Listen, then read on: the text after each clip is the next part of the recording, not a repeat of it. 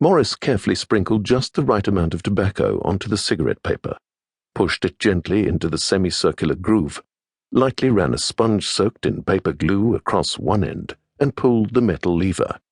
A complete cigarette popped out the other end. This new invention to make uniform cigarettes impressed him. He had run his quota for the day and was slightly ahead of his target. He looked over at his brother, David, who was busy with the same task. Making perfect cigarettes was one thing.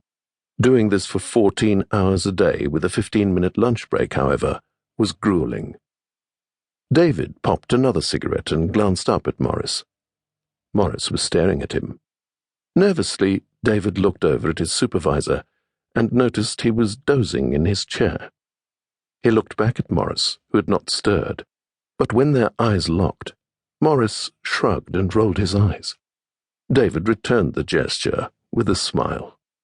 Morris casually touched his earlobe, then gently scratched an itch on his wrist with 2 fingers before flashing a wink at his younger brother. They had learned to communicate in a secret code, and David understood the message. Morris had reached his daily target and was ready to go home. If their brotherly bond was not strong enough, their code bound them together, as it was theirs and theirs alone. They only had an hour left to go on their shift, and without prompting, they got back to rolling cigarettes. As they walked back to their very small home, which was more like a shed laced with a fine dusting of soot on the outskirts of Manchester, Morris kicked a small stone which sped down the path in front of them, bouncing joyously before ricocheting off to the right and disappearing into the grassy verge. Morris, now a lean 14-year-old boy, was the elder of the two. They had an older sister whom they called Bloomy, but Morris was the eldest son, and therefore regarded as the eldest child as far as his father was concerned.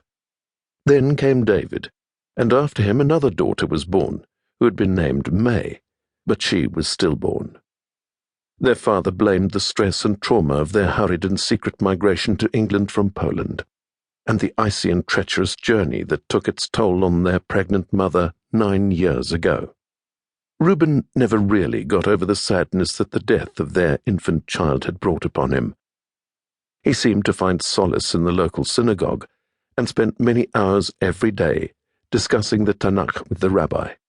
He also seemed to have lost his drive to be the smart businessman he was in Poland, a well-respected draper and purveyor of fine-quality cloth and fabric. In a new and miserable country where no one spoke his mother tongue, and devoid of friends, Reuben felt isolated, alone, and empty.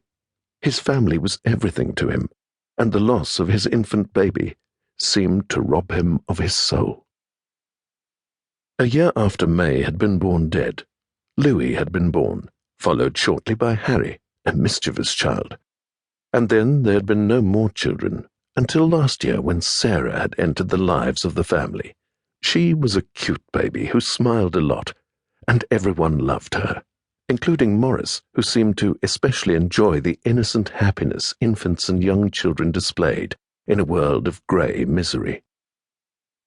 Morris took after his father. He was smart, had a good brain in his head, and was constantly looking for opportunities to make money. Whenever someone spoke to him, he listened and measured what was being said. He analyzed, projected, and looked for ways he would do it better. He believed that every time someone did something, there was a better, more efficient, and smarter way to do it, and he constantly refined ways to make money out of other men's ideas.